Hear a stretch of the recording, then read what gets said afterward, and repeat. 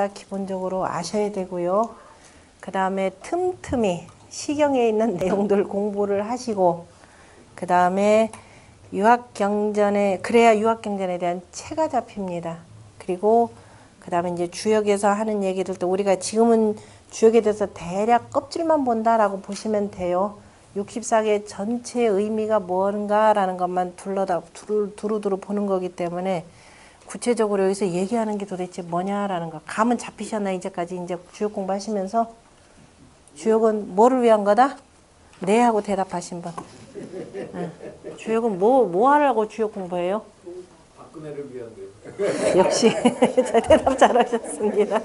네. 네. 정확한 대답입니다. 저렇게 정치하면 안 된다라는 걸 가르쳐 주려고 제가 공부하는 겁니다. 그래서 이게 또 잘못됐다라고 바로 잡아 주려면은 간쟁할 줄 아는 사람도 있어야 되겠죠. 그것이 이제 옛날에는 신화였지만 요새는 워낙에나 언론이 발달돼 있으니까 이른바 언론이 해야 될 일이죠. 그런데 그 언론도 못하니까 이제 우리 같은 사람들이 나서가지고서는 각각 한마디 해야 돼. 우리가 얘기해봤자 누가 들어주는 사람도 없죠. 문제는 참 이게 문제인데. 그래도 어쨌든 공부라는 걸 통해서 우리가 이른바 규범이라는 걸 좀 세우는 게 필요합니다. 그러니까 도덕적 잣대라는 걸 우리가 세울 줄 알아야 되는데, 아까도 얘기했지만은 요즘에는 도덕적 가치 기준 자체가 없어졌죠. 저 청와대에서 하는 일을 보면은 세상에 도덕이라는 게 세상에 천하에 남아있는 것 같지가 않습니다. 언론을 봐도 마찬가지고요. 그래서 말씀하셨지만은 자, 이거는 바로 청와대를 위해서 우리가 이 공부를 해야 되는 겁니다. 다시 말해서 위정자의 그 덕을 세우는 거죠. 그 덕이 있는 사람이 나아가서 정치를 해야 정치가 바로 잡혀지는 것이지. 우리가 그래서 이런 관점으로 보자면은 자, 어떤 정치인도 참 누가 되든지 간에 깝깝하다라는 것밖에 안 됩니다. 왜? 우리 거에 대한 그 가치 개념도 또 없어요. 제가 오전 시간에도 표현했지만은 어느 국회의원 한 분이 나와가지고 그 오방새 끈이라는 걸 그 총리한테 던져가면서 보기만 해도 막 뱀처럼 징그러워 하는 소리를 들으면서 제가 얼마나 섬찟하든지요. 그건 오방새 끈을 뭐라고 할 얘기가 아니죠. 그런 걸 갖고 장난쳤던 그 사람들을 가지고 얘기하는데, 저렇게 되니까 우리 열심히 공부하는 음양오행이라는 이 측면에서 공부했던 사람 입장에서 보면은 오방이라는 말 자체가 아주 나쁜 거가 돼버리잖아요. 그러니까 이거 자체가 무슨 미신으로 이렇게 치부가 됩니다. 실제적으로 그 이른바 강단의 학자들이 보면은 음양오행이라는 말 자체도 입에다 잘 안 어울리죠.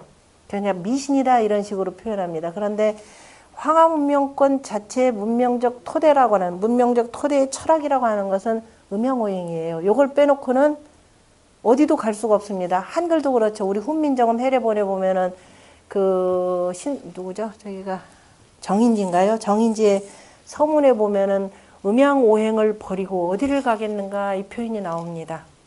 그러니까 음양오행을 버리고 이것도 버려야 돼요. 그러면은 이거부터 버려야 돼요. 이거부터 당장 바꿔가지고 서구식으로 바꿔버리면 돼요. 그러나 우리 마음속에 뿌리 깊이 있는 것이 바로 저 음양오행의 철학입니다. 이것을 잘못된 것들을 걷어내는 게 중요하죠. 이른바 쉽게 표현하자면 정말 이단이 판치는 세상에서 이른바 정도를 바로 세우는 것이 우리 공부하는 분들의 그 목표가 돼야 될 듯 싶습니다. 꼭 뭐 벼슬자리에 안 나가더라도요. 벼슬자리에 나가려면 쉽지 않아요. 요즘에.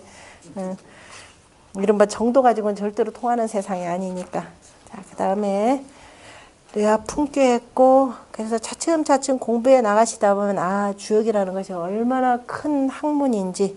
왜냐하면 이거는 종합학문이라고 보셔야 되거든요. 옛날에 그러니까 정치의 체계를 바로 세우는 기본 법도의 기준이 된다라는 거 보시면서 공부하시면 되고요. 자, 풍이라고 하는 것 205쪽입니다. 풍자는 대안이, 풍이라고 하는 것은 크미니, 그 위에 거는 빼요. 그냥 읽어보시면 되고, 그 다음에 풍대자, 그냥 그 큼을 다한 자 필실 기거라. 자, 큰 것을 다 했다. 끝까지 갔다. 대통령 자리에 있으면서 그 끝까지 다 우려먹었다. 반드시 그 거처를 잃느니라. 그러므로 수지여라 그랬습니다. 여라고 하는 것은 나그네 려자인데요. 자, 우리 인생살이도 나그네라 그러죠. 마치 어떤 시인은 바로 병촉야유라 그랬습니다. 그 촛불을 잡고 한밤을 논이다가, 밤들이 논이다가 깜짝 했다 싶었더니만은 어떻게 돼요? 꿈도 깨기 전에 인생은 다 갔더라 이렇게 표현을 하기도 하는데요. 화산역계죠. 산 위에 자 불이 이렇게 해서 일렁일렁 하는 것, 다시 말해서 산 위로 해가 뜨고 지고 하는 그 모양이기도 하고요. 그 여에 대해서 그 문왕이 뭐라고 표현을 하셨느냐면 소영코 그 다음에 여정하여 길하니라 이렇게 표현했는데요. 조금 형통하다. 나그네라는 것이 그저 집도 없이 이렇게 정처 없이 떠도는 것이기 때문에 그래서 조금 형통하다 표현했고, 나그네는 기본적으로 어떻게 해야 된다? 바르게 처신을 해야 되는 거죠. 바르게 처신을 해야 어디 가서 자 여관이라도 저 잠잘 곳 하나 얻고 밥이라도 함께 얻어먹을 수가 있습니다. 그래서 나그네는 바르게 하여야 길하니라 라고 표현했고, 공자의 단전에서 보면 여소영은 그저 나그네가 조금 형통하다라고 하는 것은 유득 중호외의 순호 강하고 라고 이렇게 표현했네요. 유가 바깥에서 중을 얻었고 그러니까 뭐 무슨 요효를 표현하는 거죠. 화산 역괴 뿌리씨 사방 두루두루 사방이다라는 뜻이 나오고요. 바깥으로 해서 이제 남쪽으로 해서 나가는 거니까, 그리고 그 사람의 뿌리라고 하는 것은 자 이 땅에다 근거를 두었다라는 뜻인데요. 그래서 유가 중을 얻어서 바깥에서 중을 얻어서 그 다음에 뭐라 그랬나요? 강을 탔다 그랬나요? 순호 강창 강에게 순종했다라는 뜻은 자 강을 따른다라고 하는 것은 내가 힘이 없으니까 누구를 따라서 이 현신의 도움을 받아서, 또 여기 음이라고 하는 것도 양의 도움을 받아서 이런 뜻인데, 지금 앞에서 먼저 얘기한 것은 그 유고를 기준으로 표현한 거죠. 유가 득중호외, 바로 그 바깥에서 중을 얻어서 강에게 순종하고, 그죠? 강에게 순종하고라고 하는 것은 바로 구사의 그 신하의 간언을 잘 들으면서, 그 다음에 지이호명이라, 그 다음에 전체적으로 보면은 산괴가 밑에 있으니까 그저 그쳐서, 그 다음에 어디에 매달려 있느냐 하면은 밝음이죠. 불괴니까. 그래서 밝음에 걸려 있느니라. 그래서 밝게 내가 잘 그쳐 있기 때문에 바로 그 나그네의 발음, 나그네가 바르어서 이런 뜻이죠. 나그네가 바르어서 이롭다 이런 뜻이고요. 이로써 거기 다시 표현한 거죠. 소형, 그 다음에 여정 길야라 표현했습니다. 했으니 여지시의 대의제라, 여의 때와 뜻이 크도다라고 했는데요. 이 여라고 하는 것이 또한 뭐냐면 단순한, 자 우리가 개인으로 다니자면 나그네가 되죠. 그 다음에 나그네라고 하는 건 참 많습니다. 또 하나 또 나그네 개념, 그 나그네 가운데 제일 큰 나그네 군대, 군사죠. 군사려자입니다. 군사려라고 하는 거, 그죠? 군사라고 하는 것은 항상 늘 움직이는 거잖아요. 그죠? 움직이는. 그래서 우리가 사단, 여단 그러죠? 사단, 여단이라고 할 때 그 여단 할 때 그래서 이 여단자를 쓰는 겁니다. 사단보다도 하나가 더 높나요? 여단, 사단 이렇게 되나요? 여단, 사단. 그래서 기본적으로 여기서 쓴 내용은 바로 군대라는 뜻을 훨씬 더 많이 갖고 있는 내용입니다. 근데 주역은 뭐 두루주자의 주자니까요. 그래서 상활 보면은요. 그래서 상활 산상유화, 산 위에 불이 있는 것이 여이니 군자 이하여, 군자는 이로써 자 항상 그 우리가 형벌과 관련된 괴는 불괴가 들어가 있다 그랬죠. 그래서 명신용형하며, 다시 말해서 우리가 여라고 하는 개인의 나그네를 다스리는 것이 아니라 군대를 다스리는 거죠. 군대는 기울이 엄격해야 됩니다. 그죠? 군대 기울이 조금이라도 흩어지면 군사는 뿔뿔이 흩어지고 마는 거니까, 그래서 밝게 삼가고, 그죠? 밝게 삼가서 이로써 형벌을 쓰며라는 거죠. 형벌을 쓰며 이 불욕하나니라, 공연히 그냥 옥에 남겨두지 않느니라. 그래서 군사를 다스릴 때는 엄격한 형벌을 쓰되, 그 다음에 항상 밝게 잘 보고서는 하는 것이 중요하다라는 것을 표현한 내용입니다. 이거는 나중에 우리 본문 들어갔을 때 자세하게 다시 한번 공부하고요. 그 다음에 205쪽 다시 돌아가서요. 여의 무소용이라, 나그네여서, 그죠? 나그네가 되어서 무소용이라 받아들이는 곳이 없느니라. 그죠? 나그네가 정처 없이 떠돌아다니는데 누가 우리를 흔쾌히 받아주겠습니까? 그러므로 그래서 우리가 그 상대방이 우리를 받아들이게 하려면 내가 어떻게 하는 방법밖에 없어요? 공손한 방법밖에 없습니다. 그래서 수지 손하고, 그래서 나그네께 다음에 나오는 것이 중풍 손꾀입니다. 손은 기본적으로 들어가는 거죠. 안으로 들어가는. 그래서 들어가는 것이니까 나그네는 가서 어디 가서 쉬어야 되니까, 그래서 들어가려면 어떻게 된다? 공순해야 된다라는 손입의 의미로 설명을 한 내용이죠. 그래서 손하고, 손자는 임냐니, 손이라고 하는 것은 들어가니 입이 후에 열지라. 그래서 들어간 뒤에 아이고 이제 다리 좀 뻗고 쉬니까 기쁘다 이렇게 표현했네요. 그래서 그 다음에 수지 택계라 표현했고, 자 책의 57번 쉬운 7번째가 바로 중풍 손꾀입니다. 바람꾀가 되고요. 자 바람이 부는 거죠. 바람은 어디서부터 불어오나요? 저 위에서부터 불죠. 위에서부터 불어서 아래에 있는 백성들에게까지 이렇게 가는 것이 바로 바람꾀입니다. 그래서 전체를 이렇게 흔드는 건데, 위에서 나쁜 바람이 불어오니까 백성들이 밑에서 저항을 하죠. 그래서 소는 그래서 소형하니 조금 형통하다 그랬네요. 조금 왜냐하면 손이라고 하는 것은 바깥으로 나가는 것이 아니라 들어가는 것이죠. 네, 들어가는 거예요. 공손이 들어가니까 조금 형통하니 이유유황하며, 그래 가는 바를 둠이 이로우며, 그래서 손이라는 것은 끊임없이 움직이는 것이고, 그 다음에 항상 뭐냐면 나를 도와줄 군자를 보는 것이 중요합니다. 그래서 이견대인이라 그랬죠. 대인을 봄이 이로우니라 라고 표현했죠. 자, 거기에 대해서 중손으로, 공자가 뭐라고 하냐면 중손, 거듭된 손으로 이신명하나니 라고 표현했죠. 신명이다 라고 하는 것은 명을 편다 라는 뜻입니다. 명을 편다. 명을 편다 라고 하는 것은, 자 위에 있는 군자가 손순한 덕으로서 세상에 바람을 일으키는 거죠. 바람을 일으켜서 그 다음에 세상을 이게 다시 말해서 풍속을, 나쁜 풍속을 바꾸는 모습이기도 합니다. 그랬더니 예전에 누가 이런 짓을 했느냐, 전두환 정권이 딱 들어서더니만 여의도에다 뭐라 그랬어요? 국풍 82일 해가면서 자, 그거 아무나 하는 게 아니죠. 그러니까 한두 해 하다가 없어졌나요? 그래서 중손으로 신명이라고 하는 것은 하늘의 명을 편다 이런 뜻이 되고, 그래서 요즘은 이제 우리나라 청와대에서 이상한 짓 하니까 좀 무당이라 이렇게 표현했는데, 원래 우리나라 무당들 모임이 바로 뭐예요? 경신연합회 이렇게 돼 있죠. 고칠 경자에다가 저 신자 써서 경신연합회, 경신회라고 이렇게 표현을 합니다. 그러니까 거듭거듭 신명을 편다 이렇게 되는 거죠. 그러니까 무당들의 그 푸닥거리도 여기에 해당되고, 여기서 주역에서 하는 것은 그런 의미가 아니라 하늘의 명을 펴는 거죠. 아니, 그러니까 새로운 군자가 천명을 받아서 그저 천자가 되어서 그 명을 공순한 덕으로서 천하 백성들에게 펴는 모습을 표현한 내용입니다. 그래서 중손으로 이신명하나니 명을 편하니 강이 손호 중정이 지행하며, 다시 말해서 구의 임금이, 그죠? 여기에서 바로 중정한 덕으로서 이렇게 되는 거죠. 중정한 덕으로서, 그 다음에 그 뜻을 행한다. 자, 우리가 유학에서 나오는 지행 얘기는 지난번에도 얘기했죠.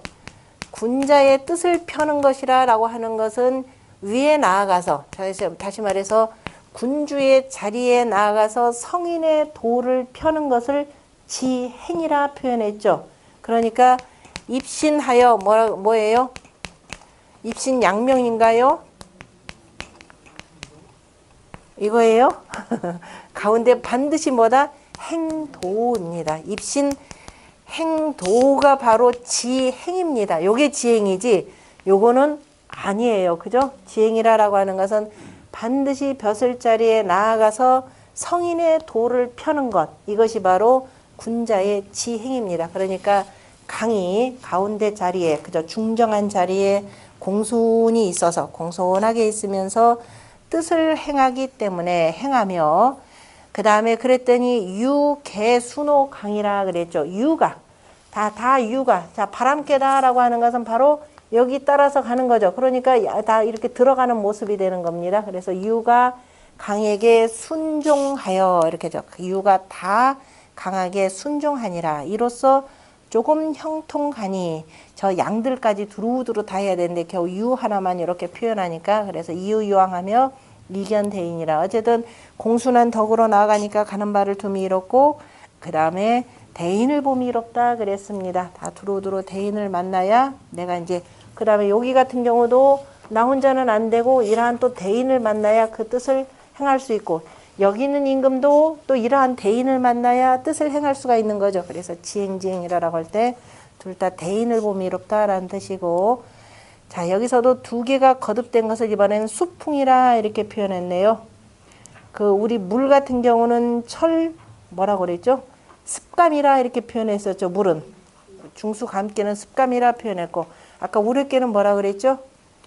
철뇌 이렇게 표현했죠. 불께는 뭐라고 했나요? 불께는 이명이라 불께는 이명이라 그랬나요? 그 다음에 또 아까 그 진께 철례했고 그 다음에 산께는 조금 전에 했는데 산께는 뭐라 그랬어요? 중산 간께 산께는 거듭거듭했다. 중산이 간이니 이렇게 안 했나요? 그렇게 표현했죠. 그래서 거듭거듭한 여기서는 수풍이라 해서 바람이라고 하는 것은 계속 바람이 일어나면 또 따라서 일어나니까 그래서 수풍이라라는 말 조금씩 쓰임새가 다릅니다. 그래서 수풍이 손이니 그래서 따라 일어나니까 군자 이하여 신명행사하니라 라는 표현입니다. 명을 펴서 하늘로부터 부여받은 그 명을 가지고 그 명을 두루두루 천하에 펴서 일을 행한다 이 소리입니다. 신명행사하라 그랬더니 저 푸닥거리를 하는 것이 아니라 그죠? 국풍 80일 하라라는 소리가 아니라 자 하기야 뭐 그 권력이 뭐 부당하게 탈취한 권력이니까 그래서 군자라고 하는 것은 그 하늘의 명을 그죠? 공순히 받아서 공손하게 천하의 백성들에게 펴는 것 그것을 이 신명행사라라는 말로 표현하고요.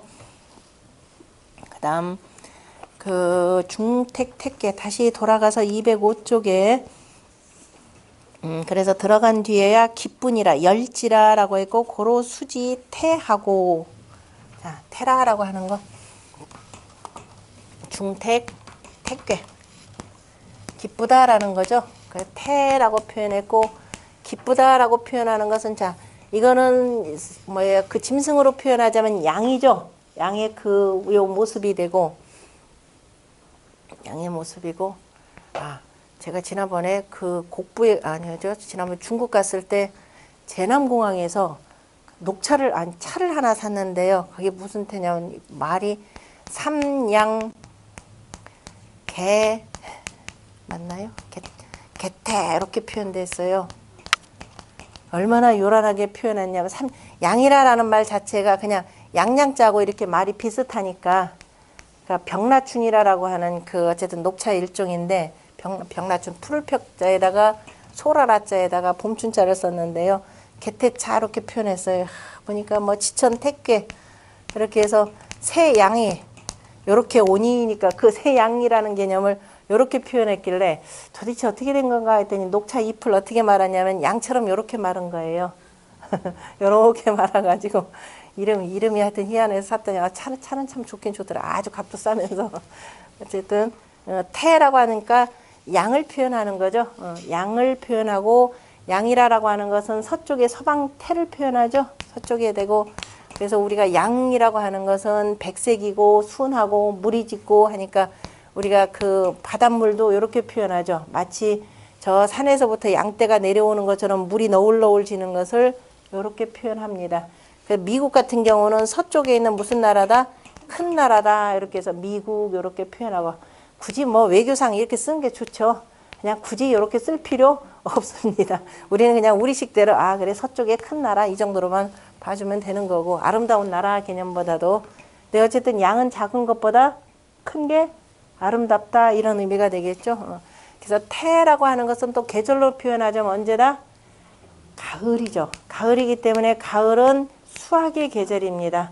배고프던 인간들에게 기가 막히게 좋은 계절이 바로 가을입니다. 그래서 태라고 하는 말 속에는 기쁘다라는 말이 들어가 있죠. 그래서 여기다 쓰는 요거 기쁘다라는 뜻이 되고 말씀 원자를 쓰면은 자 이렇게 해서 뭐예요? 말씀설이죠. 말씀이다라고 말씀설이지만은 기뻐서 막 얘기하는 모습으로 얘기할 때는 기쁠 열자가 되고 나도 기쁘니까 야 공부하니까 좋다 너도 같이 가자 그러는 건 뭐예요? 꿰는 거죠. 달랠 새라고 표현하고 또 그렇게 얘기하다 보면 또 있는 거 없는 거 다 까발리게 되는 거죠. 그래서 뭐라고 한다? 벗길 탈이라고도 씁니다. 벗길 탈이라고 쓰는 건 이제 주역에서 나올 테니 나중에 궤 속에 안에 나옵니다. 그래서 태자는 해서 여기서는 그래서 열량이라고 해서 기쁠 열자로 읽으셔야 되는 겁니다. 기쁨이니. 그런데 또 기쁘다 보면 어떻게 돼요? 하하호호거리다 보면은 그다음에 내 힘도 다 빠지고 뭐가 정신 나간 것 같죠. 그래서 열이 후에 산지라 그래서 정신이 그저 좀 흩어지느니라 그러므로 수지 환이라 했는데 일단 택괴부터 봅시다. 58번째 중택 택괴가 되고 태는 형통하니 그랬습니다. 당연히 가을에 모든 곡식을 거둬들여서 두루두루를 기쁘게 하니까 다 살림이 지금 윤택한 거죠. 자, 우리가 윤택하다라고 할 때 택자도 연못택자도 바로 은택택자 개념으로 쓰죠. 이거의 상을 바로 상이라 표현할 때는 바로 택이라라고 쓰는데요. 택은 단순히 연못택이 아니라 은택택자죠. 은택이다라고 하는 것은 바로 가을에 그 결실을 표현하는 것이 되고 그래서 부윤옥 덕윤신이라라는 말이 있습니다. 대학에 보면은 부는 바로 집을 윤택하게 하지만 그죠? 그래서 소인배들은 여기에 힘을 쓰지만 군자는 뭐 한다? 덕윤신이라라는 말이 있죠. 덕으로서 바로 자기 몸을 윤택하게 한다 이렇게 표현했습니다. 그러니까 이렇게 하다 보니까 군자 뭐다? 신광체반이라라는 말도 쓰죠. 신광체반이라 그래서 군자가 스스로를 윤택하게 하는 것은 돈으로서 하는 것이 아니라 뭘로써 한다? 덕으로서 한다라고 하는 군자의 신광체반을 표현하는 말로도 쓰이는 글자입니다. 그래서 태자는 기쁨이니라고 했고 거기서 이제 쉬운 8번째 위에 태는 형통하니 바르게 함이 이롭다라고 표현했고요. 공자가 이것을 다시 한번 설명하면서 태는 바로 뭐다? 열려라 기쁨이라 이렇게 표현했습니다. 왜 기쁨이냐? 자 바깥으로는 거기 뭐 좀 이상한 것 같다. 강중이 유외하여 그죠? 강이 둘 다가 다 가운데 하면서 유가 이렇게 바깥으로 있으니까 뭐 보기에는 뭐예요? 외유 내 강의 이런 모습이 되겠죠. 외유 내 강한 바로 군자의 모습이 되고 그 다음에 열이 이정이라 기쁨으로써 그 다음에 바르게 함이 이로우니라. 그 다음에 이로써 순호천이 응호인하여 내가 이제 기쁘니까 하늘에 응하고 사람에게 응하여 기쁘게 따른다라는 뜻이죠. 가을이기 때문에 인과응보의 결실은 가을에 나타나는 거죠. 그래서 윤택한 저 결실, 기쁨의 결실이 났다라고 하는 것은 봄에 열심히 씨 뿌리고 노력했기 때문에 가을에 저 기쁨을 맞이하는 겁니다. 그래서 표현은 안 했지만 이 속에 순호천이 응호인이라 이렇게 되는 거죠. 그러니까 하늘에 순응하고 사람에게 순응했기 때문에 내가 뭐가 나온다? 민심에 순응했기 때문에 자 기쁨이 나오는 거죠. 권력자가 되어서 하늘도 어기고 민심에도 어기다 보면은 처음에는 끼리끼리 놀다가 달코업하고 좋겠지만 결과적으로는 어떻게 돼요? 결국은 나라 망치고 자기 신세 망치고 나라 망치고 그죠? 이렇게 되는 거죠. 그래서 순호천이 응호인이라고 하는 것은 바로 인과응보의 결과가 기쁘다라고 하는 이것까지를 보셔야 됩니다. 자, 그래서 순호천이 응호인 하여서 그런데 기쁨을 먼저 끼리끼리만 갖는 게 아니죠. 뭐라 그래서 열이 선민하면 이겁니다. 내가 좋은 일이 있다. 그죠? 뭐 좋은 일이 있지만 그 기쁨을 누구에게 먼저 한다?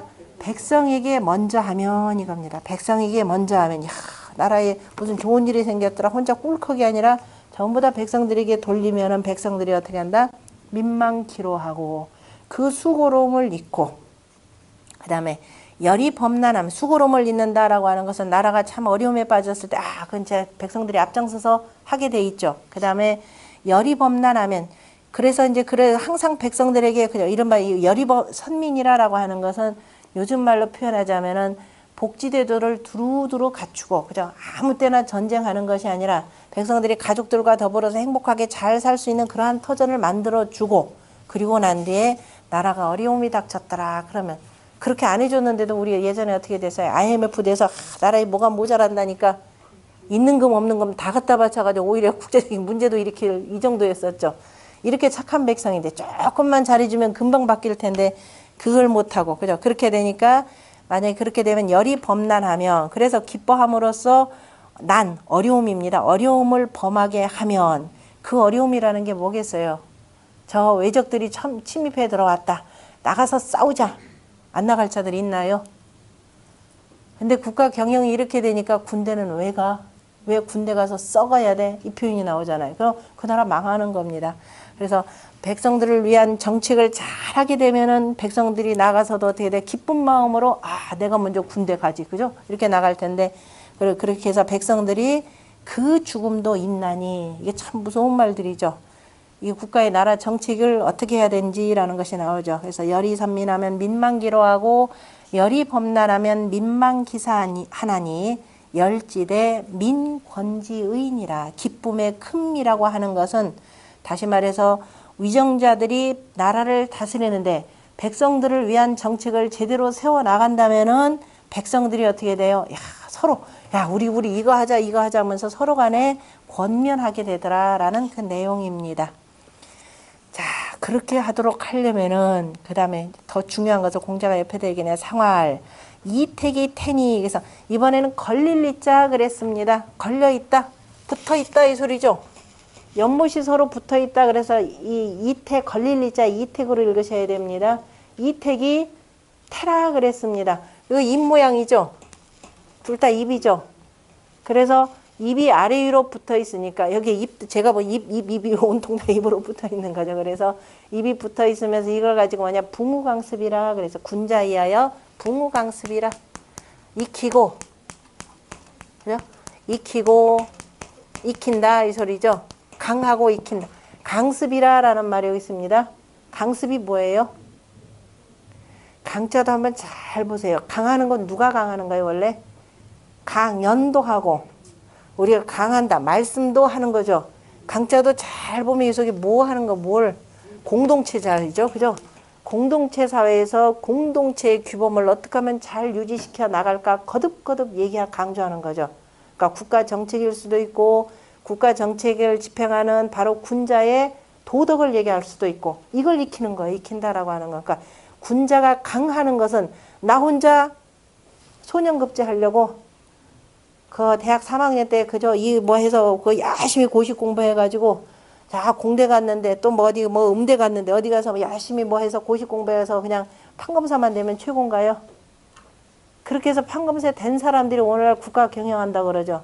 그 결과가 뭐예요? 강할 줄을 모르는 거죠. 다시 말해서 공동체 사회의 그 가치관을 우선순위에 두고 이걸 가지고 서로 얘기하는 것을 훈련하는 겁니다. 그리고 그것을 끊임없이 연습하는 거죠. 그래서 붕우강습이라고 이렇게 표현합니다.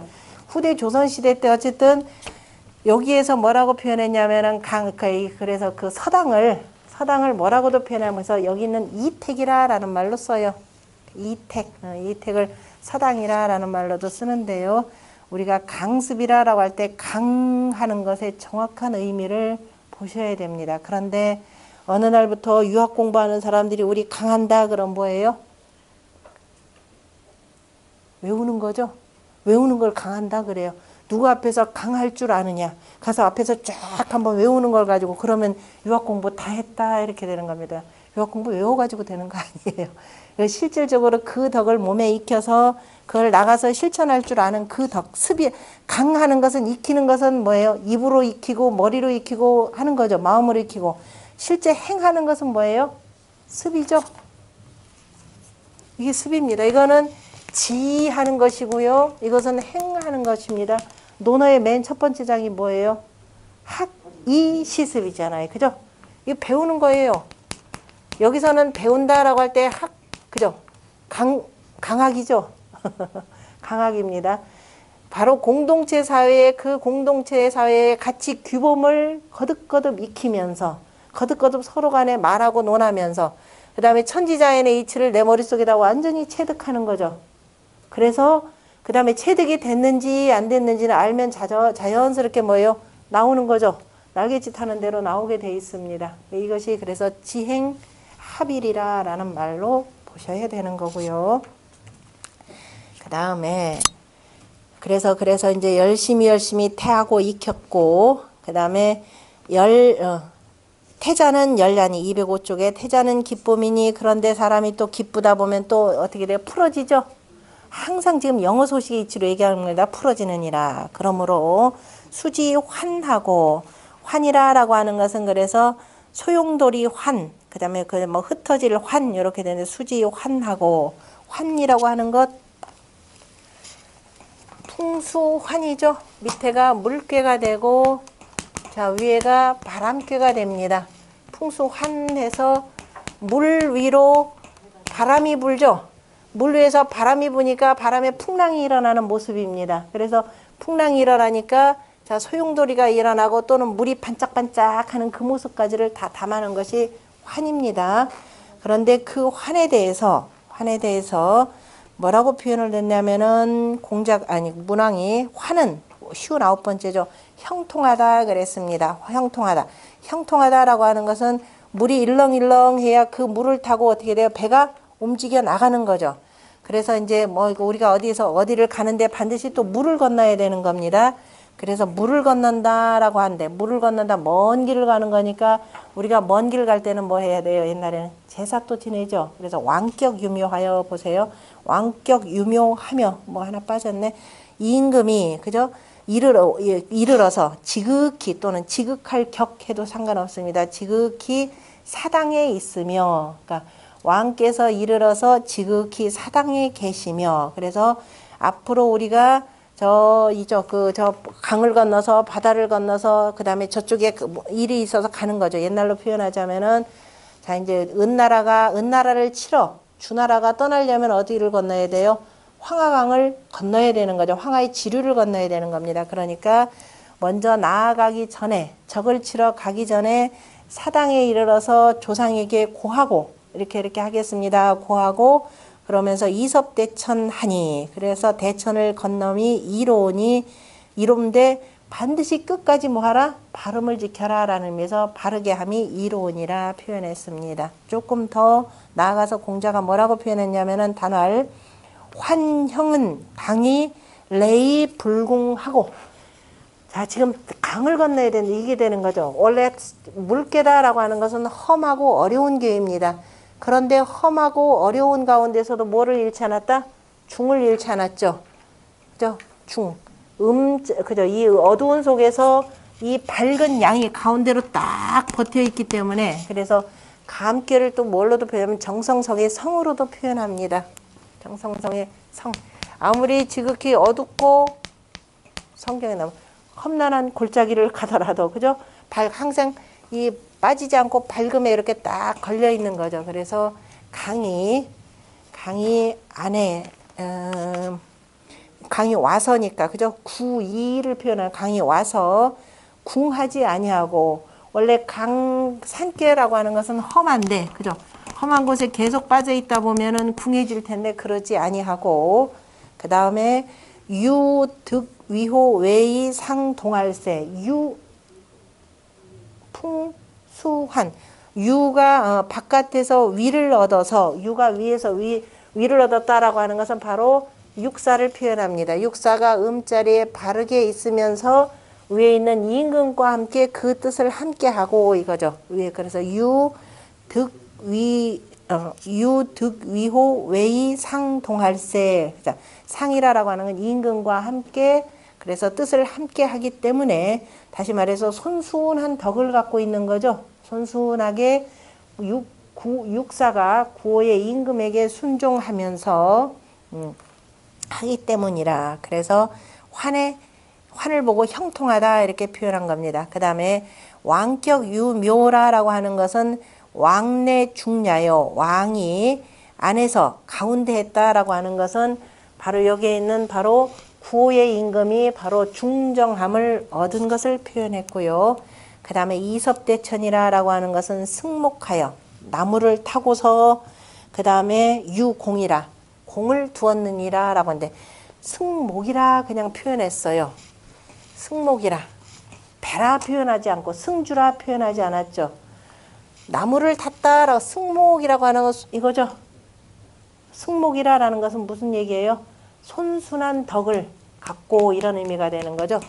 손순한 덕을 갖고 또 승목하여라고 하는 것은 여기다 손수은 게 그러니까 손목에서 이렇게 나왔지만은 목은 오행상 아니 오덕상 뭐예요?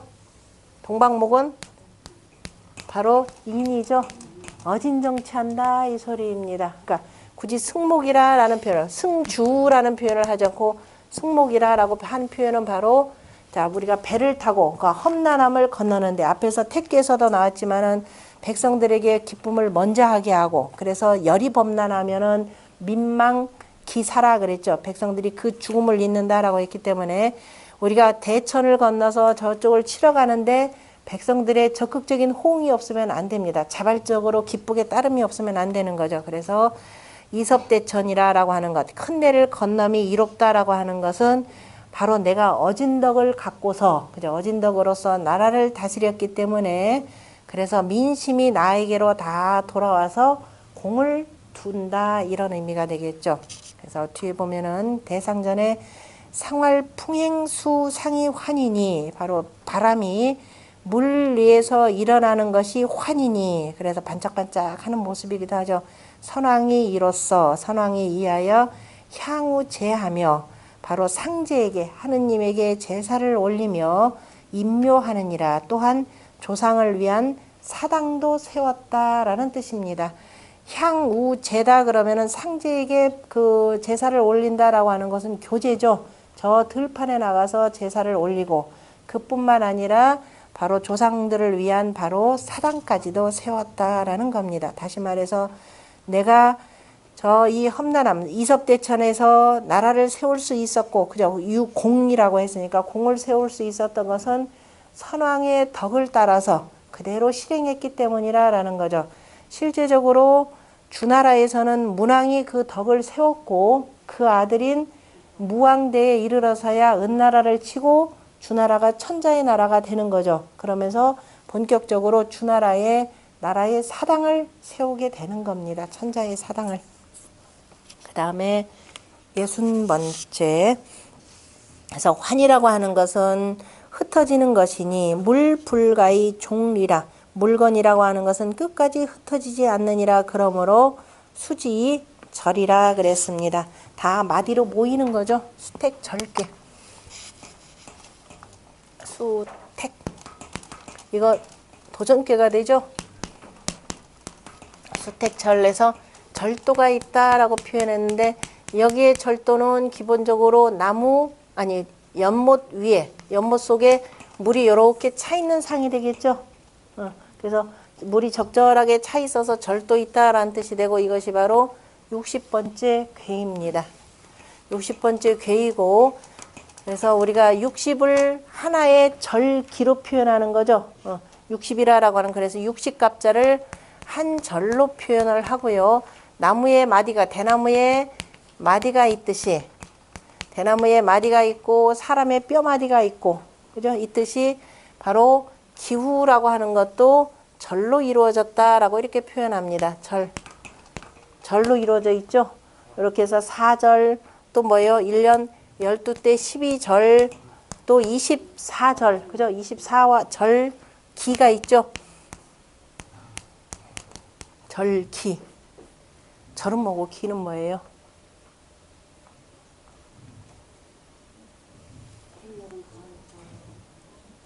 기는 그 때를 얘기하죠.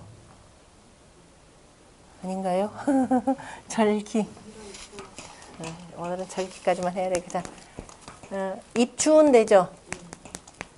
입춘. 그 다음에 우수.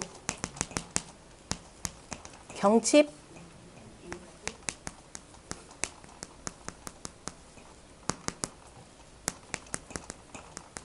그 다음에 경칩. 경칩. 춘분. 그 다음에 청명. 고구 한자로 그냥 쓸게요. 우리말로 쓸게요. 청명고구. 그 다음에 청명고구. 그 다음에 뭐예요? 이파. 그 다음에 소만, 망종, 하지. 그 다음에 입추, 처서. 그 다음 소서. 이거 또 빼. 하지. 그 다음에 소서, 대서. 소서, 대서. 그 다음에 입추, 처서. 그 다음에 백로, 추분. 그 다음에 할로, 상강. 그 다음에 입동, 소설. 그 다음에 대설, 동지. 뭐 또 빠졌어요? 소한, 대한. 자, 소한, 대한. 그 다음에 입동소설. 입동소설. 대설, 동지. 그 다음에 소한, 대한. 이렇게 가죠. 그러면은 요거는 뭐를 세우느냐면은 입이다라고 하는 것은 어디 절로 들어간다 이 뜻이 되겠죠. 그 다음에 기다라고 하는 것은 그 봄 기운이 완연한 때 이렇게 되는 거죠. 기. 그래서 우리가 기를 가지고 춘분, 하지, 추분, 동지를 가지고서는 봄 기운이 완연한 때, 그죠? 여름 기운 완연한 때, 가을 기운 완연한 때, 겨울 기운 완연한 때를 가지고서는 계절을 대표하는 거죠. 그 계절의 기운을 대표하는 때다 이렇게 보시면 되는 겁니다. 그 다음에 절이다라고 하는 것은 그때로 들어가는 때가 되겠죠. 들어가는 때로 이렇게 세우는 겁니다. 이것이 이제 절이 되고요. 그래서 우리가 때에 절을 표현하는 것이 되고, 그럼 천지자연의 이치를 그대로 받아서 우리가 뭐 해야 돼요? 절도 있게 움직여야 되는 거죠. 그래서 그 절도로서 모든 법도를 짓는다라고 하는 절이 제도라는 말이 그 다음에 나오게 됩니다. 그 60번째 그 괴사를 보면은요. 60번째 괴사를 보면은 이 여러분들 책으로는 261쪽이고 절은 그래서 형통하다 이렇게 표현했죠. 그래서 그 이 절도를 지키면은 그죠 만물이 다 만사 형통이 되는 것이고, 그러나 어거지로 하는 그 절도는 어거지로 끼워 맞추는 것은 그저 바르지 못하다 이렇게 표현했습니다. 고절이라 그랬죠. 쓴절이다 그러면 어거지로 그죠 달갑지도 않으면서 하는 것은 좋지 않다. 불가정이라 바르지 못하느니라라고 이렇게 표현했습니다. 자, 그래서 그 단전에 보면은 절형은 절도가 형통하다라고 하는 것은 강유분이 강득중할세요 그랬습니다. 강과 유가 나뉘어서 강과 유가 나뉘고 강이 전부 다 중을 얻었다 이렇게 표현했죠. 강이 중을 얻었기 때문이고, 고절 불가정이라고 하는 것은 고절이다 그러면 지금 전체적인 그 효상으로 표현하자면은요, 저 상륙에 보면은 우리가 그 절에 대해서 어디 보면 저 상륙에 보면 고절이라 그랬죠. 맨 끝에 가면은 그저 어디냐 맨 끝에 가면 추운 겨울이 되는 거죠. 추운 겨울이 돼서 모든 것이 다 말라 비틀어지고 이렇게 했을 때, 그래서 고절 쓴절이라 이렇게 표현하는데요. 그 고절 불가정은 앞에서 이제 문항에 하신 말씀 고절 불가정이라고 하는 것은 그 도가 다 했기 때문이라 절도를 맞출 줄 알아야 되는데, 그죠? 절도를 맞추지 못하고 하는 것은 도를 다 했기 때문이라. 열이 행엄하고라고 하는 것은 아래에서부터 읽은 거죠. 열이 기뻐함으로써 이렇게 돼요. 기뻐함으로써 바깥에 나가서 여기서 행하는 거예요. 바깥은 행하는 것이 되고 안은 자기 마음이 되는 거죠. 그래서 기쁜 마음으로써 바깥에 나가서 이 험함을 행한다 이렇게 되는 겁니다. 그래서 열이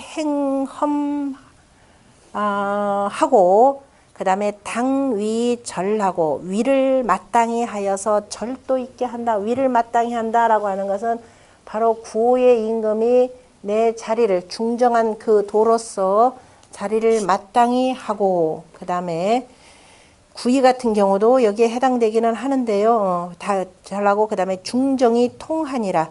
중정함으로써 통하느니라 이렇게 표현했습니다. 중정함으로써 통한다라고 하는 것은 그냥 어두움 속에서 빠져 있지 않고, 그죠? 밝음으로 나아가게 한다 이런 뜻입니다.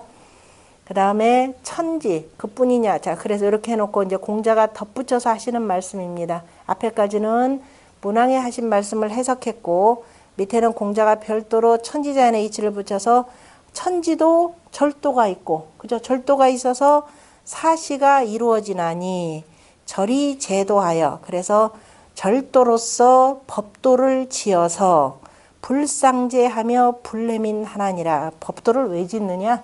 바로 백성들의 재물을 상하게 하지 않고, 백성들의 재물을 상하지 않고라고 하는 것은 절이제도해서 대표적인 것이 우리가 24절기를 만들었잖아요. 그죠? 24절기를 만드는 이유가 우리가 1년 12대를 두었죠. 1년 12대를 두고서 자 뭐냐면은 그 태양력과 태음력을 맞추려고 하다 보니까 어떻게 되던가요? 윤달을 둬야 되겠죠. 그래서 3년에 윤달 두고 5년에 2번 윤달 두는데 그럼 농사를 짓는데 농사는 뭐예요? 농사농자 해가지고 3월달에 농사를 지으라는 건데 윤 3월이 들어오면은 앞에 3월에 할까요? 윤 3월에 할까요? 이 문제가 생기잖아요. 그죠? 그래서 자 태양의 운행 1년 360도라고 하는 태양의 이 운행도수에다가 365일이잖아요. 그죠? 이 운행도수에 딱 맞춰서 나눈 것이 뭐냐면은 24절기입니다. 그죠? 자, 24절기라고 하는 것은 여기 기본적인 360도를 기본으로 해서 대략 15도씩 나누면 되는 거죠. 다시 말해서 대략 15일 내지 16일에 한 번씩 절기가 들어오죠. 그죠? 그래서 이 절기에 맞춰가지고 언제 때 고급이 내리면은 언제 해야 되나요? 청명, 입춘 청명 요때쯤에서 씨 뿌리나요? 언제 뿌려요? 요때쯤에 하나요? 그래서 요때 잡아가지고 언제 씨 뿌려라라는 것이 나오죠. 그 다음에 쭉 가서 언제예요? 한로상강 내리기 전에 어떻게 돼요? 설이 내리기 전에 수확하라라는 것들이 나오죠. 그 다음에 겨울에 때 맞춰서 이때쯤 되면은 농기구 정리하고 씨앗 언제 정도 정리하라 이게 다 나오잖아요. 그래서 절이제도 불상제라라고 하는 것은 바로 이 24절기의 도수를 두어서 바로 뭐냐면은 양력에 맞추는 거죠. 24절기는 양력에 맞춘 겁니다. 왜? 농사라고 하는 것은 태양력에 맞춰야 되니까. 그래서 백성들이 농사를 짓는데 불편함이 없도록 만들었다. 다시 말해서 농사의 시기를 놓치거나 아니면 또는 너무 이르게 하여서 싹들이 일찍 나오거나 너무 늦게 나와서 농사에 그 다음에 수확량이 없어지는 것을 막았다 이 소리입니다. 그것이 백성들이 재물 지켜주는 거죠. 그 다음에 또 하나. 자, 이러한 법도에 맞춰가지고 세금은 어떻게 했다? 세금은 10분지 1세죠. 뭐예요, 이거에서? 정전법에 근거해서 세금을 부과를 하기 때문에 어떻게 돼요? 백성들의 재물이라는 게 손상날 일이 없죠. 항상 어떻게 되느냐? 자, 우리는 뭐 수확량이 얼마인데 세금 얼마 내라. 수확량과 관계없이 꼬박 내려면 어떤 경우는 뭐예요? 흉년이 들었는데도 꼬박 내려면 굉장히 고달프잖아요. 그런데 옛날에 정전법 방식으로 한다 그러면은 8집을 기본으로 해가지고 공동경작하고 이거는 그냥 오로지 국가에 쓰면 되는 거잖아요. 그죠? 나머지는 돌아가면서 각자 농사 짓고 이게 전부 다 내 거가 되니까 아무리 나라에 흉년이 들거나 뭐 풍년이 들거나 내 거 손해 날 일 없죠. 이것이 절이제도입니다. 법도를 짓는 것이요. 그래서 불상해 백성들의 그 재물, 불상체 재물을 상하게 하지 않고 그래서 백성들이라고 하는 것은 살려면은 먹을 것이 있어야 되잖아요. 그죠? 그러니까 백성들을 해칠 일도 없게 된다 이 소리입니다. 그래서 절이제도라고 하는 것은 24절기를 두는 것, 책력을 두는 것뿐만 아니라 법도를 짓는 것, 다시 말해서 세금을 거두는 국가의 정책을 짓는 것까지를 다 표현하는 말입니다. 그래서 다시 한번 그걸 강조해서 공자가 대상전에다가 상활 택상 유수 절이니 연못 위에 물이 있는 것이 바로 절이니 군자이하여 군자는 이걸 보면서 항상 재수도하며 다시 말해 수와 법도를 지으며 수라고 하는 것이 뭐예요? 우리가 모든 글자 수라고 하는 것은 그 수죠. 무슨 좋은 수, 운수, 재수 뭐 이런 거 법도입니다. 수라고 하는 거 음악도 다 수에 들어가는 거죠. 그래서 수와 법도를 지어서 그러니까 수학이 굉장히 발달합니다. 옛날에 그 화엄문명권의 수학이라고 하는 것은 기본적인 토지 측량 저 천문관측 하는 것 때문에 수학이 발달하는 것이고 그러면서 그것뿐만이 아니라 바로 뭐까지도 의논한다. 군자가 그저 덕치를 행하려면 어떻게 해야 되는지 덕지라고 하는 것이 그야말로 내 마음만 닦아서 되겠어요, 말이? 그죠? 내 마음을 닦아서 구체적으로 정책으로 행해지려면은 분배가 굉장히 중요하잖아요. 그죠? 어떻게 백성들 재물을 정확하게 잘 나누는지, 세금을 어떻게 나눠야 되는지, 공연히 가서 개인 면담해가지고 누가 갈 테니까 돈 얼마 주시오. 이건 아니란 말이에요. 그죠? 그래서 바로 법도를 잘 정하고 법에 따른, 다시 말해서 법치에 의한 통치를 하는 것이 바로 뭐다? 덕행이죠. 단순히 법 따르는 것이 아니라 거기다 하나 더 붙여지는 것이 군자의 그야말로 수덕입니다. 수덕하면서 바로 그 법도에 따라서 정치를 행하는 것이 바로 덕치에 해당된다라고 하는 개념. 이게 중요하죠.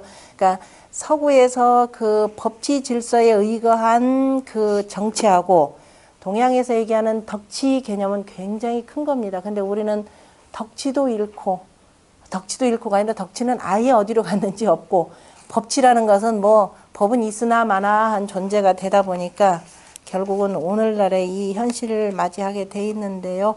이제 우리가 유학의 그 법이라고 하는 것은 반드시 법도에 근거한 것이 되고 그 옛날에 성인의 정치라고 하는 것이 바로 수도라고 하는 거죠. 수도라고 하는 것은 바로 뭐예요? 세금 관련까지를 다 포함하는 겁니다. 그러니까 이 책력으로부터 시작해서 백성들이 내는 세금까지도 다 천지자연의 이치에 맞추도록 하는 것. 그러면서 뭐까지? 위정자가 그럼에도 불구하고 어떻게 하면 세금 포탈할까 머리들은 잘 돌아가죠. 그러니까 항상 뭐냐면 스스로의 그 반신수덕하도록 하는 것을 강조하는 글입니다. 어디다 붙이든 간에 저거 넘어가는 거 하나도 없습니다. 하도들 그래 가르쳐줘도 또 잊어버리니까 어떻게 돼요? 또 가르치고 또 가르치고 욕심에 눈이 벌다 보니까 또 얘기하고 하는 것이 바로 유학 경전입니다. 오늘은 수택 절개까지 하고요.